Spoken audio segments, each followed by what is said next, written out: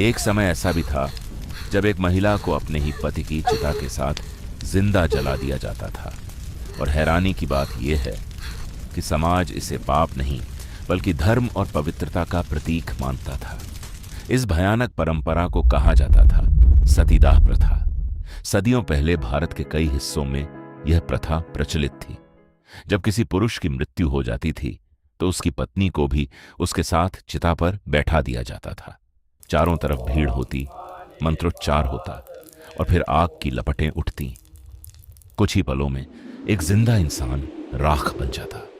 समाज कहता था कि जो स्त्री अपने पति की चिता पर जलकर मर जाए वही सच्ची सती होती है। उसकी पूजा की जाती, उसकी याद में मंदिर बनाए जाते। लेकिन इस कहानी का एक डरावना सच भी था। कई महिलाओं को इसके लिए मजबूर किया जाता था। डर, दबाव और परंपरा के नाम पर उन्हें चिता से उतरने भी नहीं दिया जाता था।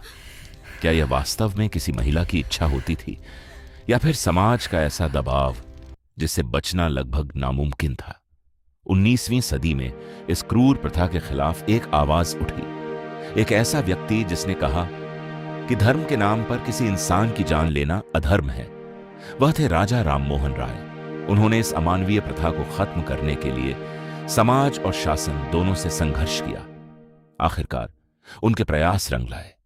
1829 में ब्रिटिश भारत के governor general Lord William Bentinck ने सती प्रथा को कानूनन प्रतिबंधित कर दिया और सदियों से चली आ रही यह भयावह परंपरा इतिहास बनकर रह गई। सतीदाह प्रथा आज सिर्फ इतिहास के पन्नों में दर्ज एक कड़वी सच्चाई है, लेकिन यह हमें एक बड़ी सीख देती है कि कोई भी परंपरा चाहे कितनी भी पुरानी क्यों ना हो, अगर वह इंसानियत के खिलाफ हो तो उसे बदलना ही सबसे बड़ा धर्म होता है।